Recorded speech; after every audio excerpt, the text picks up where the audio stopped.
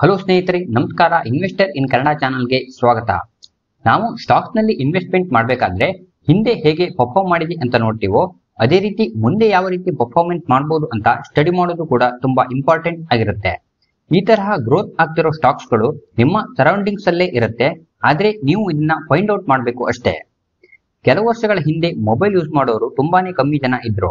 ಆದ್ರೆ ಬರ್ತಾ ಬರ್ತಾ ಹೆಚ್ಚಿನವರ ಕೈಯಲ್ಲಿ ಕೀಪ್ಯಾಡ್ ಫೋನ್ ಬಂತು. ಅದಾದ್ಮೇಲೆ ಸ್ಮಾರ್ಟ್ ಫೋನ್ ಬಂತು.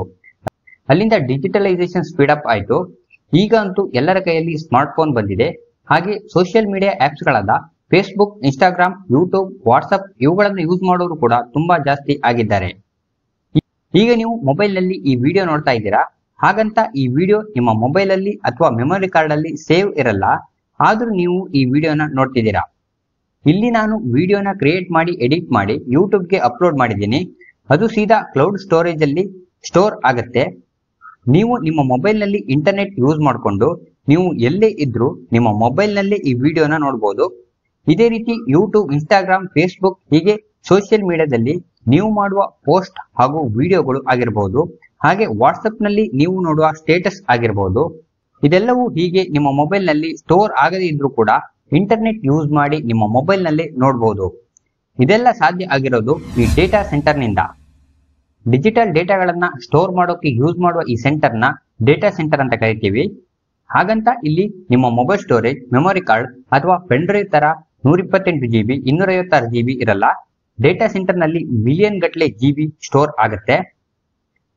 ನೀವು ಡೈಲಿ ಯೂಸ್ ಮಾಡುವಂತಹ Netflix, Jio cinema, Hotstar, Amazon prime ಈ ತರಹದ OTT ಪ್ಲಾಟ್ಫಾರ್ಮ್ ಗಳಲ್ಲಿರುವ ಫಿಲ್ಮ್ಸ್ ಗಳು, ವಿಡಿಯೋಸ್ ಗಳು ಈ ಎಲ್ಲ ಡೇಟಾ ಸೆಂಟರ್ ನಲ್ಲಿ ಸ್ಟೋರ್ ಆಗಿರುತ್ತೆ.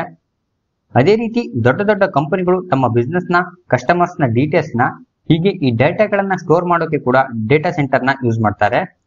ಇತ್ತೀಚೆಗೆ RBI ಕೂಡ ಡೇಟಾ ಲೋಕಲೈಸೇಷನ್ ಬಗ್ಗೆ ಮಾತಾಡಿತ್ತು. ಪೇಮೆಂಟ್ ಸಿಸ್ಟಮ್ ರಿಲೇಟೆಡ್ ಡಾಟಾಗಳನ್ನ ನಮ್ಮ ದೇಶದಲ್ಲಿ ಸ್ಟೋರ್ ಮಾಡೋ ಬಗ್ಗೆ ಡಿಸ್ಕಷನ್ ಕೂಡ ಮಾಡಿತ್ತು. ಸದ್ಯದ ಪರಿಸ್ಥಿತಿಯಲ್ಲಿ ನಮ್ಮ ಇಂಡಿಯಾದಲ್ಲಿ ಜನಸಂಖ್ಯೆ ಜಾಸ್ತಿ ಇದೆ, ಆದರೆ ಡೇಟಾ ಸೆಂಟರ್ಗಳ ಸಂಖ್ಯೆ ಕಡಿಮೆ ಇದೆ. ನಮ್ಮ ದೇಶದಲ್ಲಿ ಸ್ಮಾರ್ಟ್ ಫೋನ್ ಯೂಸ್ ಮಾಡೋರು, ಇಂಟರ್ನೆಟ್ ಯೂಸ್ ಮಾಡೋರು ದಿನದಿಂದ ದಿನಕ್ಕೆ ಜಾಸ್ತಿ ಆಗ್ತಾನೆ ಇದ್ದಾರೆ.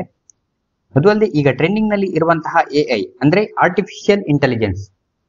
ಈ ಆರ್ಟಿಫಿಷಿಯಲ್ ಇಂಟೆಲಿಜೆನ್ಸ್ ಅನ್ನುವ ಟೆಕ್ನಾಲಜಿ ತುಂಬಾ ಅಡ್ವಾನ್ಸ್ಡ್ ಫಂಕ್ಷನ್ಸ್ ಗಳನ್ನ ಪರ್ಫಾರ್ಮ್ ಮಾಡುತ್ತೆ. ನೀವು ಕೇಳುವಂತಹ ಎಲ್ಲಾ ಕ್ವಶನ್ಸ್ ಹಾಗೂ ಡೌಟ್ಸ್ ಗಳಿಗೆ ಆಲ್ಮೋಸ್ಟ್ ಆಲ್ ಎಲ್ಲದಕ್ಕೂ ಉತ್ತರ AI ಹತ್ತಿರ ಇದ್ದೇ ಇರುತ್ತೆ. ಇದರಲ್ಲೇ ನೀವು ಲೆಕ್ಕ ಹಾಕಿ AI ಎಷ್ಟು ದೊಡ್ಡ ಮಟ್ಟದ ಡೇಟಾಗಳನ್ನ ಸ್ಟೋರ್ ಮಾಡಿರುತ್ತೆ ಅಂತ. ಹಾಗೆ ಫ್ಯೂಚರ್ ಅಲ್ಲಿ ಬರುವಂತಹ ಬಿಸ್ನೆಸ್ ಆಗಿರಬಹುದು, ಹಾಗೆ ದಿನದಿಂದ ದಿನಕ್ಕೆ ಹೆಚ್ಚಾಗ್ತಾ ಇರೋ ಜನರ ಡಾಟಾ ಕನ್ಸಂಪ್ಷನ್ ಇವೆಲ್ಲವೂ ಡೇಟಾ ಸೆಂಟರ್ಸ್ ನ ಡಿಮ್ಯಾಂಡ್ ಜಾಸ್ತಿ ಮಾಡ್ತಾ ಇದೆ. ಹಾಗಾಗಿ ನಮ್ಮ ದೇಶದಲ್ಲಿ ಮುಂದಿನ ವರ್ಷಗಳಲ್ಲಿ ಡೇಟಾ ಸೆಂಟರ್ ಸೆಕ್ಟರ್ ತುಂಬಾ ಚೆನ್ನಾಗಿ ಗ್ರೋತ್ ಆಗುವ ಎಲ್ಲಾ ಪಾಸಿಬಿಲಿಟೀಸ್ ಜಾಸ್ತಿನೇ ಇದೆ. ನಮ್ಮ ದೇಶದ ಡೇಟಾಗಳನ್ನ ನಮ್ಮ ದೇಶದಲ್ಲಿ ಸ್ಟೋರ್ ಮಾಡೋದಕ್ಕೆ ಭಾರತಕ್ಕೆ ಇನ್ನೂ ತುಂಬಾ ಡೇಟಾ ಸೆಂಟರ್ಸ್ ಗಳ ಅವಶ್ಯಕತೆ ಇದೆ. ನಮ್ಮ ದೇಶದಲ್ಲಿ ಡೇಟಾ ಸೆಂಟರ್ ಬಿಲ್ಡ್ ಆಗುತ್ತೆ ಅಂದ್ರೆ ಕೇವಲ ಡೇಟಾ ಸೆಂಟರ್ ಸ್ಟಾಕ್ಸ್ ಗಳು ಮಾತ್ರ ಗ್ರೋತ್ ಆಗೋದಿಲ್ಲ, ಬದಲಾಗಿ ಇನ್ನೂ ಹಲವಾರು ಸೆಕ್ಟರ್ ಗಳ ಸ್ಟಾಕ್ಸ್ ಗಳು ಕೂಡ ಗ್ರೋತ್ ಆಗುತ್ತೆ. ಹೇಗೆ ಅಂದ್ರೆ, ಒಂದು ಡೇಟಾ ಸೆಂಟರ್ ಬಿಲ್ಡ್ ಆಗ್ಬೇಕಂದ್ರೆ ಜಾಗ ಇರಬೇಕು, ಕನ್ಸ್ಟ್ರಕ್ಷನ್ ಆಗಬೇಕು, ಎಲೆಕ್ಟ್ರಿಕಲ್ ಹಾಗೂ ಎಲೆಕ್ಟ್ರಾನಿಕ್ಸ್ ಎಕ್ವಿಪ್ಮೆಂಟ್ಸ್ ಬೇಕು, ರನ್ನಿಂಗ್ ಕಂಡೀಷನ್ಗೆ ಪವರ್ ಸಪ್ಲೈ ಬೇಕು. ಅಷ್ಟೆಲ್ಲ ಡೇಟಾ ಸ್ಟೋರ್ ಮಾಡಿ ಇಟ್ಕೋಬೇಕಂದ್ರೆ ಮುಖ್ಯವಾಗಿ ಸರಿಯಾದ ಏರ್ ಕಂಡೀಷನಿಂಗ್ ಸಿಸ್ಟಮ್ ಇರಬೇಕು. ಯಾವ ಸ್ಟಾಕ್ಸ್ ಗಳು ಈ ಡೇಟಾ ಸೆಂಟರ್ ನಿಂದ ಗ್ರೋತ್ ಆಗುವ ಚಾನ್ಸಸ್ ಇದೆ ಅಂತ ನೋಡೋಣ. ಇಲ್ಲಿ ನಾನು ಈ ಸೆಕ್ಟರ್ ರಿಲೇಟೆಡ್ ಯಾವ ಸ್ಟಾಕ್ಸ್ ಇದೆ ಅಂತ ತಿಳಿಸ್ಕೊಡ್ತಿದ್ದೀನಿ ಹೊರತು ಯಾವುದೇ ಬೈ ಸೆಲ್ ರೆಕಮೆಂಡೇಶನ್ ಅಲ್ಲ. ಇನ್ವೆಸ್ಟ್ ಮಾಡೋಕ್ಕೂ ಮುಂಚೆ ಅನಾಲಿಸಿಸ್ ಮಾಡಿ ಇನ್ವೆಸ್ಟ್ಮೆಂಟ್ ಮಾಡಿ. ಹಾಗೆ ಇನ್ನೊಂದು ಇಂಪಾರ್ಟೆಂಟ್ ವಿಷಯ ಏನಂದ್ರೆ, ಡೇಟಾ ಸೆಂಟರ್ಗೆ ಇಂಡಿಯಾದಲ್ಲಿ ಮುಂದೆ ಹೈ ಗ್ರೋತ್ ಆಗೋ ಪಾಸಿಬಿಲಿಟೀಸ್ ಇರೋದ್ರಿಂದ ಈಗಾಗಲೇ ಹೆಚ್ಚಿನ ಇನ್ವೆಸ್ಟರ್ಸ್ ಗಳು ಈ ಸೆಕ್ಟರ್ ನಲ್ಲಿ ಅಥವಾ ಈ ಸೆಕ್ಟರ್ ರಿಲೇಟೆಡ್ ಸ್ಟಾಕ್ಸ್ ನಲ್ಲಿ ಬೈ ಮಾಡಿದ್ದಾರೆ, ಹಾಗೆ ಮಾಡ್ತಾನೆ ಇದ್ದಾರೆ. ಹಾಗಾಗಿ ನಾನು ಇಲ್ಲಿ ಹೇಳುವಂತಹ ಹೆಚ್ಚಿನ ಸ್ಟಾಕ್ಸ್ ಗಳು ಹೈ ವ್ಯಾಲ್ಯೂಯೇಷನ್ ಅಲ್ಲಿ ಟ್ರೇಡ್ ಆಗ್ತಾ ಇರಬಹುದು. ಪಿ ಕೂಡ ಜಾಸ್ತಿನೇ ಇದೆ. ಹಾಗಾಗಿ ಈ ಡೇಟಾ ಸೆಂಟರ್ ರಿಲೇಟೆಡ್ ಹೆಚ್ಚಿನ ಸ್ಟಾಕ್ಸ್ ಗಳಲ್ಲಿ ಲಾಸ್ಟ್ ಒಂದು ತಿಂಗಳಲ್ಲಿ ಕರೆಕ್ಷನ್ ಕೂಡ ಕಾಣಲಿಕ್ಕೆ ಸಿಕ್ಕಿದೆ. ಹಾಗಾಗಿ ಬೈ ಮಾಡೋ ಮೊದಲು ಅನಾಲಿಸಿಸ್ ಮಾಡಿ ಸರಿಯಾದ ವ್ಯಾಲ್ಯೂಗೆ ಬೈ ಮಾಡಿ. ಅನಂತರಾಜ್ ಲಿಮಿಟೆಡ್ ಇದೊಂದು ರಿಯಲ್ ಎಸ್ಟೇಟ್ ಕಂಪನಿ. ಇವರು IT parks, hospitality projects, office complexes, shopping malls, residential projects ಹೀಗೆ ದೊಡ್ಡ ದೊಡ್ಡ ಪ್ರಾಜೆಕ್ಟ್ಸ್ ಗಳ ಕನ್ಸ್ಟ್ರಕ್ಷನ್ ಹಾಗೆ ಡೆವಲಪ್ಮೆಂಟ್ ಮಾಡ್ತಾರೆ. ಇವರ ಹತ್ತಿರ ಆಲ್ರೆಡಿ ಲ್ಯಾಂಡ್ ಇರುತ್ತೆ, ಅಲ್ಲಿ ಡೇಟಾ ಸೆಂಟರ್ ರೆಡಿ ಮಾಡಿ ಆ ಡೇಟಾ ಸೆಂಟರ್ ನ ರೆಂಟ್ ಗೆ ಕೊಡ್ತಾರೆ. ಡೇಟಾ ಸೆಂಟರ್ ನ ಅವಶ್ಯಕತೆ ಹೆಚ್ಚಿನ ಕಂಪನಿಗಳಿಗೆ ಇರುತ್ತೆ. ಅಂತವರು ತಮ್ಮ ಅಗತ್ಯ ಇರುವಷ್ಟು ಕೆಪಾಸಿಟಿಯ ಡೇಟಾ ಸೆಂಟರ್ ನ ರೆಂಟ್ ಗೆ ತಗೋತಾರೆ. Next, Netweb technologies. ಇದು ಇಂಡಿಯಾದ leading high end computing solution ನ ಪ್ರೊವೈಡ್ ಮಾಡುತ್ತೆ.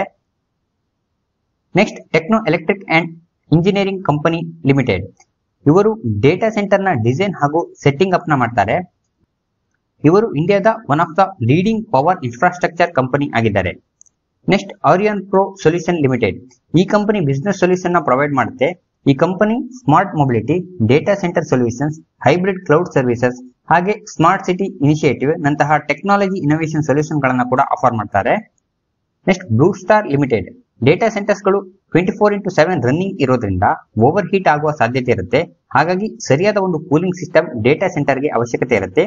ಈ ಬ್ಲೂ ಸ್ಟಾರ್ ಲಿಮಿಟೆಡ್ ನ ಕೂಲಿಂಗ್ ಚಿಲ್ಲರ್ಸ್ ನಂತಹ ಪ್ರಾಡಕ್ಟ್ಸ್ ಗಳು ಡೇಟಾ ಸೆಂಟರ್ ಸ್ಮೂತ್ ಆಗಿ ಆಪರೇಟ್ ಆಗಲಿಕ್ಕೆ ಹೆಲ್ಪ್ ಮಾಡುತ್ತೆ. ಇನ್ನು ಡೇಟಾ ಸೆಂಟರ್ ಗೆ ಪವರ್ ಸಪ್ಲೈ ನ ಅವಶ್ಯಕತೆ ಇರುತ್ತೆ. ಈ ಡೇಟಾ ಸೆಂಟರ್ ಗೆ ಅವಶ್ಯಕತೆ ಇರುವಂತಹ ಲೀಡ್ ಆಸಿಡ್ ಬ್ಯಾಟರಿಗಳನ್ನ ಈ ಅಮರ್ ರಾಜ್ ಬ್ಯಾಟರಿ ಮ್ಯಾನುಫ್ಯಾಕ್ಚರ್ ಮಾಡುತ್ತೆ. ಹಾಗೆ ವೈರ್ಸ್ ಅಂಡ್ ಕೇಬಲ್ಸ್ ಅಲ್ಲಿ KEI wires and cables, Polycab, STL ಹಾಗೆ ಟ್ರಾನ್ಸ್ಫಾರ್ಮರ್ ಅಲ್ಲಿ ಸಿಮನ್ಸ್, ಎಬಿಬಿ, ವೋಲ್ಟ್ ಮ್ಯಾಪ್ ನಂತಹ ಕಂಪನಿಗಳು ಬರುತ್ತೆ. ಹಾಗೆ ಸ್ವಿಚ್ ಗೇರ್ಸ್ ನಲ್ಲಿ Schneider electric, Siemens, ABB technology ಹಾಗೆ ನೆಟ್ವರ್ಕ್ ರಿಲೇಟೆಡ್ ಅಲ್ಲಿ Tejas networks, Sterlite technologies, ADC India communications limited ಈ ತರಹದ ಕಂಪನಿಗಳು ಬರುತ್ತೆ. ಇನ್ನು E2E networks, marine electrical, black box limited, Cummins India, ABB India ಹೀಗೆ ಈ ಎಲ್ಲಾ ತರಹದ ಸ್ಟಾಕ್ಸ್ ಗಳು ಕೂಡ ಡೇಟಾ ಸೆಂಟರ್ ಸೆಕ್ಟರ್ ನಿಂದ ಡೈರೆಕ್ಟ್ ಅಥವಾ ಇಂಡೈರೆಕ್ಟ್ ಆಗಿ ಗ್ರೋತ್ ಆಗುವಂತಹ ಎಲ್ಲ ಸಾಧ್ಯತೆ ಇದೆ. ನಾನು ಇಲ್ಲಿ ಹೇಳಿರುವ ಎಲ್ಲಾ ಸ್ಟಾಕ್ಸ್ ಗಳು ಕೇವಲ ಎಜುಕೇಶನ್ ಪರ್ಪಸ್ಗೆ ಮಾತ್ರ. ನಾನು ಹೇಳಿದಂತಹ ಬೈ ಮಾಡೋಕೆ ಹೋಗಬೇಡಿ.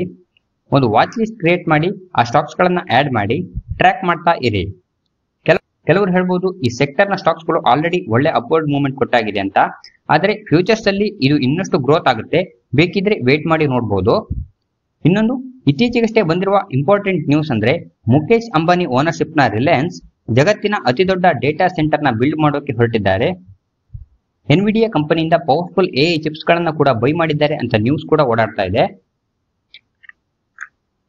ಇದು ಆಗಿದ್ದೇ ಆದರೆ ಎಐ ಸೆಕ್ಟರ್ ನಲ್ಲಿ ನಮ್ಮ ದೇಶ ನೆಕ್ಸ್ಟ್ ಲೆವೆಲ್ ಅನ್ನು ರೀಚ್ ಆಗುವ ಸಾಧ್ಯತೆ ಇದೆ. ಇದರ ಬಗ್ಗೆ ಡೀಟೇಲ್ ಮಾಹಿತಿ ಬೇಕಿದ್ರೆ ಕಮೆಂಟ್ ಮಾಡಿ, ನೆಕ್ಸ್ಟ್ ವಿಡಿಯೋದಲ್ಲಿ ತಿಳಿಸಿಕೊಡುವ ಪ್ರಯತ್ನವನ್ನ ಮಾಡ್ತೇನೆ. ನಿಮಗೆ ಈ ವಿಡಿಯೋ ಇಷ್ಟ ಆಗಿದ್ರೆ ವಿಡಿಯೋನ ಲೈಕ್ ಮಾಡಿ, ಹಾಗೆ ನಿಮ್ಮ ಫ್ರೆಂಡ್ಸ್ ಜೊತೆ ಶೇರ್ ಮಾಡಿ. Thanks for watching.